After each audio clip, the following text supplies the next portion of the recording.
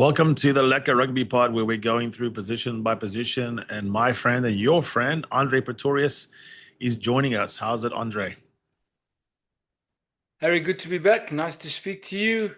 Hope that rehab on the knee is going well. It sounded like the pictures you sent me, it sounds like the steps are picking up. So glad to see that, my friend.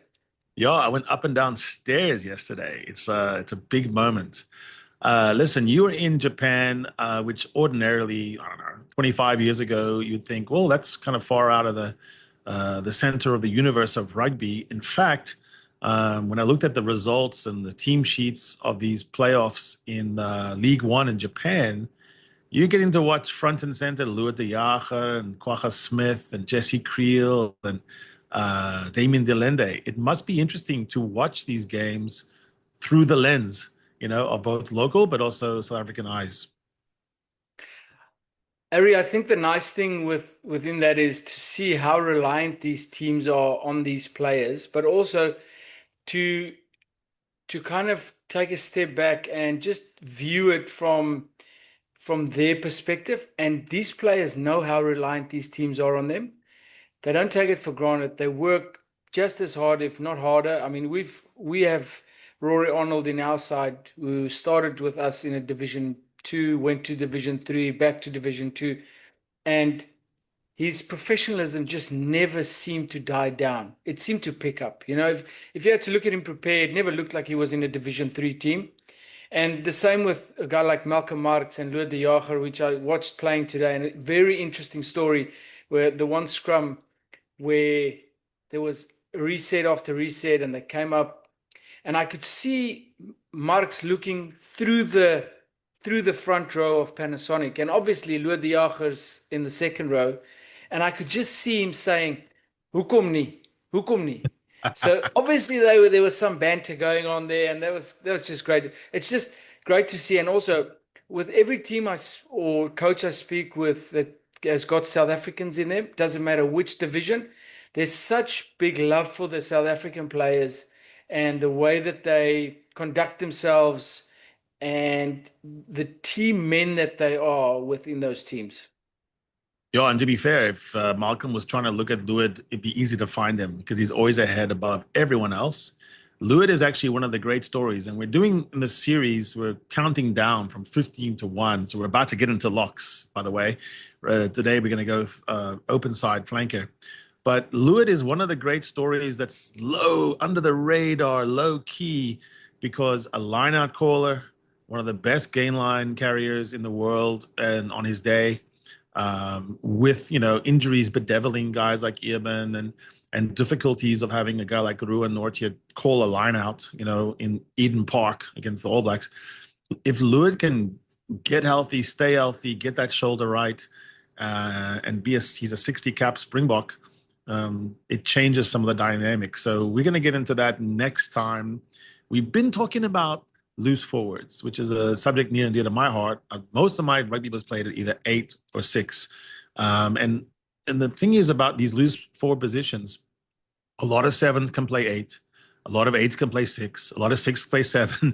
There's a lot of interchangeability here. And some of the comments we're getting, which we love, please flood us with it, talks about, well, you can't pick this guy because, you have this combination, that combination. Guys, we are well aware of that. And we're doing this a bit of in a vacuum. So don't think that we're picking the team that we would pick if it was a team to play Team X tomorrow. Kind of talk us through, Andre, what is our system here and how are we sort of stacking these players for the purposes of this series? You've hit the nail on the head there. I think it's definitely into a vacuum, more specialized. There's a lot of players that can play a lot of different positions, but if you had to go with guys training in certain positions for a certain amount of time, these are the guys that we look for. Now, Marco van Staden has played 8 for the Bulls. He's picked off the back of the scrum, both sides into big space, carrying like it's nobody's business. And we've got a clip of that tonight. So the versatility that Russie's actually made this series difficult for us. We should give him a call and say, you've made this series difficult for us. The comments coming in is actually your fault because the versatility that he sits with. But It's Yeah. one thing in sitting with all that versatility. It's another thing in getting the right combinations and having the kahunas, if you want to call it that, to try different combinations in, and it's not just in, I don't want to call it small tests because that kind of takes away what international rugby is about, but in bigger competitions or bigger games where you need to win the competition, etc. Rusty's never been shy of trusting his team and trusting his players and going, Yeah. I'll play out of position and I know we're going to get something out of it. So one thing to have the versatility, but it's another thing to actually use that versatility and to take it on the chin if it doesn't work. And if it does work, well, you know you've got that going forward. Yeah, it's interesting point, and what Rusty's also done writ large is he's taken away the sort of enshrinement of the starters. Like, here are the starters. Here's my 15 best players. And then these other guys, these eight guys are the relief. In rolling substitution sports like basketball, whoever's on the court in the NBA finals at the end of a game, that's your best team, but it's very often not the same as the five who began. There's people who just they begin. They're the sous chefs. They're the prep guys. They don't let someone get out of control or get too much up on us, but they're not the closers. And I always now, when I look at a Bok team, I go to the end and I imagine what could the end look like, and that's who he really trusts. And so yeah, so we don't want to overstate our case when we're doing this series. We're not saying that these guys that we're picking, although obviously Peter Steph is going to be the best, but when we're talking about a loose trio, for example, it is definitely not as important who starts as it is that he trusts in the critical moments of a match to win. But this week we're going to talk about the open sider. This is a very interesting position. I've always likened this one to a bank robber. A bank robber. I don't know about you guys, but I actually like bank robbery movies. I'm not saying I'm going to do it, although I do kind of fantasize about it. But the idea of planning a bank robbery is very interesting. The ones that get away with bank robberies and really do sail off in the sunset and have the cool, desert island with a paradise on it, they don't spend the money, first of all. They don't have accomplices. They have a perfect alibi, and they pick the right jobs. And I think for a loose forward, one of the greatest loose forwards in history, the ones we really think about, Richie McCaw, they always said he had an invisibility cloak. He couldn't get caught. He was a bank robber that never got caught. We absolutely knew that he was always trying to break the law. He was trying to infringe at every single ruck. If he could have had his way, he would have always been a skellum at every single ruck. David Pocock literally won a quarterfinal against us, almost one man job, no accomplices, that just knew how to get there. Dusatois, Sam Warburton, for on the Springbok side, one of the really true open sider, Fetcher, Heinrich Brousseau. These guys all have baby faces. None of them grew beards. They were all like, they're actually good commentators. Warburton, McCall, Pocock is a senator now. They're very kind of choir boy looking. Josh van der Fleer. We won't talk about Tom Curry. That's a different cunt. But, we look at these guys and we say, you have the soul of a tracker, almost like one of those bush trackers.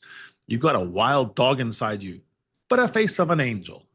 And so that's who robs banks successfully, because they can walk right into the bank and no one gets nervous. To pilfer, the word we use nowadays, look it up in Oxford Dictionary, is to steal something in small quantities. You don't want to go in all the time. You cannot approach every ruck and try to go for go for the jackal. Connotation is stealthy, like a jackal. The dishonesty of it is that you're basically trying to take a position that looks legal, but it's probably not. It's on the edge of not being legal. And when you go also, you look at Fetcher in the dictionary, there's a variant definition, and it's like the third or fourth one. It says a rugby flank who specializes in winning the ball back more than carrying. I love that. So in the Oxford Dictionary, you can find a Fetcher in there.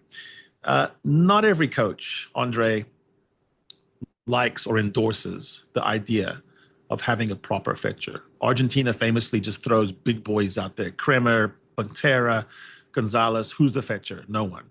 They use their hooker to be the Fetcher. The French with Olivon and Crow and Gelanche, there's not a fetcher there. Um, Sometimes you say, oh, so we're not in the age of doing that. But in reality, it's been more important than ever. There's more rucks.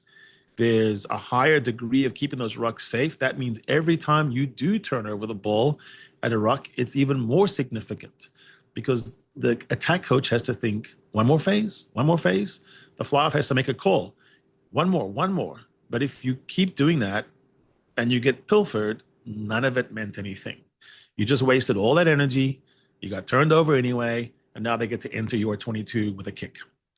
Um, so what we try to do in this series is we look through what a proper positional definition is. We kind of modify it and say, but what does Buckland want? What does Tony Brown want? What does Felix Jones want? What is Rusty going to end up picking? And then we take four players. We have the incumbent, we have two challengers, and then we have a dark horse. And listen, by definition, the dark horse is really something curveball. We're not trying to pick, we're not trying to take the best available guy that's already playing somewhere else, like a Cameron Honeycomb, who could be an open sider and say, well, we'll transform him. We're taking just somewhere out there, someone playing right now and saying, could it be Andre is going to show us the clips, and then we're going to work through each position and give them a score. What we've done is we have four categories that allow us to do a 40%, 30%, 20%, 10% criterion. And so what we've done here is breakdown. Your smarts of the breakdown, your ability of the breakdown is a crucial part of an open side flanker. If you want to be a Francois Lowe, you've got to do everything that a 7 or 8 does, but you also have to be the guy who can get over the ball. 30% for collision. A special category here, 20% of speed to ruck. And we don't mean just who's the quickest guy in a sprint, but who knows where the ruck's going to be and can get there in a proper way that can help the next cleaner. And 10% for what we'll call rugby IQ. Just you want your open sider.